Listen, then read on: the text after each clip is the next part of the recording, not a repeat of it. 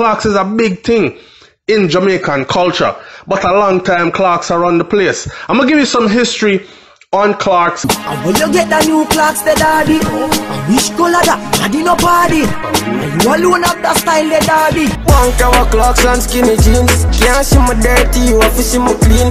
Wall up your foot and show your Clarks so clean. Show a crowd that people say your trash already. I rock brand new Clarks for foot.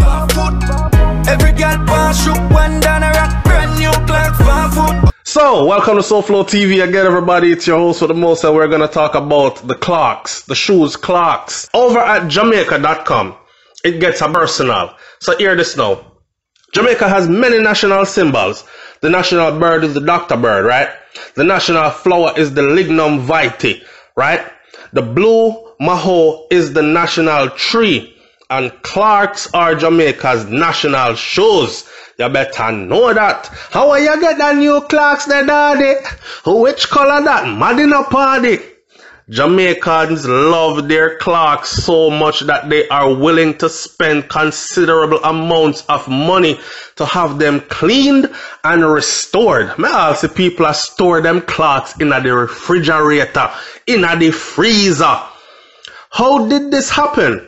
What makes Clarks so appealing to Jamaicans, and the brand has become synonymous with the Caribbean island and immortalized in songs and stories? Listen up. Part of the answer lies in the high quality and the comfort of the shoes. Me nah lie. True. In the 1970s, Jamaicans got Clarks directly from the manufacturers in the UK. You know, so nowadays you get some Clarks that are made in China. So you have some knockoff Clarks that really look like Clarks still, but there are ways to tell if your Clarks is not real. Anyway, back in the 70s, Jamaicans used to get them Clarks directly from the manufacturers in the UK, the country's chief trading partner. At the time, Jamaica was a poor country, and many people only had one or two pairs of shoes. So quality, construction, and durability, in addition to style, were important factors in the choice of footwear. In other words, your one foot of shoes or your one pair of shoes then did have to last you. And then back then we used to have some shoemaker. So you know when time the cheese drop off at the bottom of the Clarks, you can't go around and Mr. Shoemaker man. And Mr. Shoemaker man patch it back up and make your Clarks go on again for another year or two. Yeah? Until your foot them grow out of them. But if you're an adult and your foot not growing anymore, then Clarks are usually last you all 10, 15, 20 years. Man have the same Clarks, a patch it and a pitch it and a go on with it till it bust up and can't go no more. So we never have no whole heap of money for shoes. This is back in the day. Yeah? So your shoes had to be durable. According to London-based DJ and Jamaican music fan Al Fingers, in his book, Clarks in Jamaica, go and pick up his book, Clarks in Jamaica, by the way. Al Fingers' book, Clarks in Jamaica. The comfort of Clarks was also important in a country where in the 1970s the common form of transportation for many people was walking. So not only did you have to look fly, you also had to walk to a lot of places. Walk, run, kick ball in night, then dress up in night for go later. It had to go to the dance, then it had to go play up on the field, then it had to go to church, and it had to go every which part. So it had to be a multifaceted kind of shoes. Clarks were the first casual shoe to be introduced to the mass market in Jamaica, as before trainers, casual shoe meant suede brogues. Okay? So according to a history of Clarks provided by Vogue magazine, the design of the Clarks desert boots offer a timeline of modern cool that brings suggestion of the veldt in South Africa, the socks of Cairo, and other legendary and iconic locations like Kashmir, London, and Chicago, in addition to the streets of Kingston, Jamaica. The long, romantic evolution of Clarks can be traced back from Nathan Clark, the great-grandson of James Clark, the company's founder. He based his shoe design on the rugged but breathable footwear of British soldiers that was sent to fight in Burma around 1941. These safari boots that they wore were acquired from a bazaar in Cairo for the 8th Army in North Africa during World War II, and their designs was based on a Dutch South African style known as field shoe, which had been worn in the area since the 1700s. You catch that? In spite of its venerable history, however, Nathan Clark was told that the shoes would never sell. Dash them away, no good. And this was true until they found their market in 1949 shoe fair in Chicago, USA. The link to American cool combined with the minimalist design was just the thing the mods in Britain, who changed fashion in many ways, were looking for. The American actor Steve McQueen boosted the shoes. Badman credit on and off screen wearing them in his iconic film Built in 1968.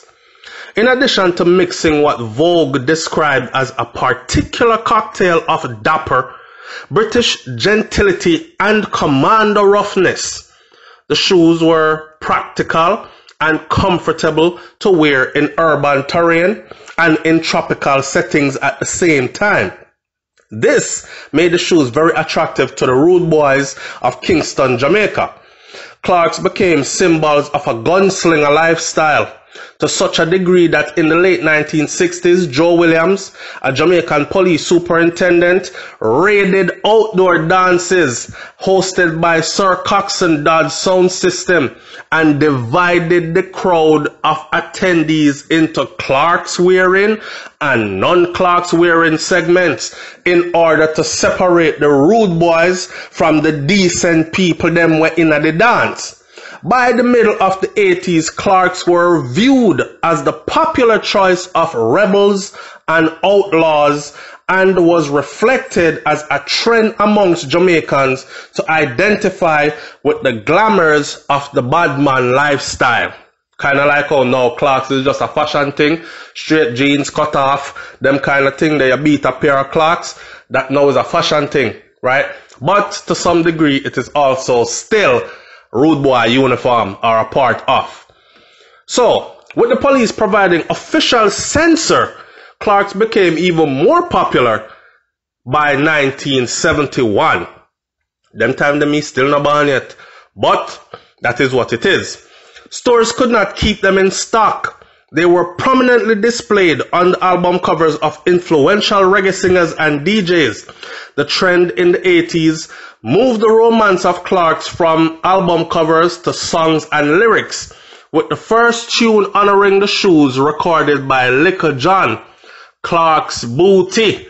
So for uno new people like myself out here, and Vybz Kartel are the first one we talk about Clarks in a song. Rewind.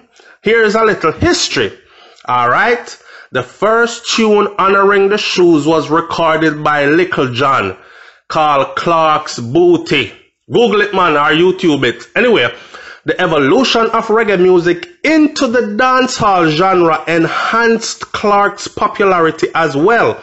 And now you have Vybz Kartel, who recorded several songs about Clarks in 2010. The love for Clarks moved into the hip-hop culture among Brooklyn Jamaicans, and Clark's styles were part of the b-boy image in New York City. Clarks are popular with reggae and dancehall artists to this very day. Clarks are popular with musicians, including Vybz Kartel, Popcorn, Little John, Jack Thomas, Dillinger, just to name a few. And then they asked, so why are Clarks so popular among Jamaicans? And Jamaica.com, Reasons Clarks Jamaica's National Shoe, gave us these reasons. They give it 5. 1, they are comfortable and they are durable. 2, they have a long and romantic history linked to fighting men and endurance. 3, they are associated with the glamour of societal rebels and outlaws. 4, They have been immortalized in Jamaica's iconic reggae and dancehall music. And 5, they have successfully adapted over the years to retain the essence of cool. And there you have it. We'll talk about now. Alright, so Clarks may be new to some people, but it's a brand that is steeped in British history actually. So since you know where the Clarks them, you must know a little bit about the Clarks them. Hear this. The Clarks were founded in 1825, that's the company though, by 2 brothers, Cyrus and James Clark. In Somerset, England, the company started out by creating rugs out of sheepskin. And then in 1828, James began using offcuts from the rugs to actually produce slippers, which were the first Clarks shoes that used to look like Jesus sandal.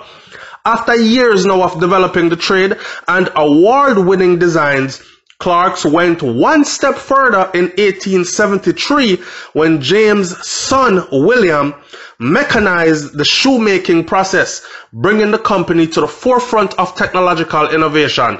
So by the early 1910s, Clarks became the must-have brand among the style-conscious in London, England, with new premium and fashion-forward designs developing for discerning customers.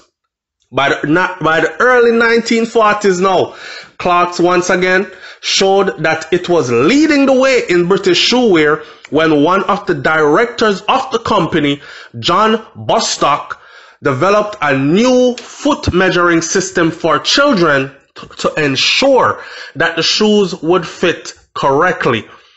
Clark's biggest fashion moments came in the 1950s when Nathan Clark designed the desert boot.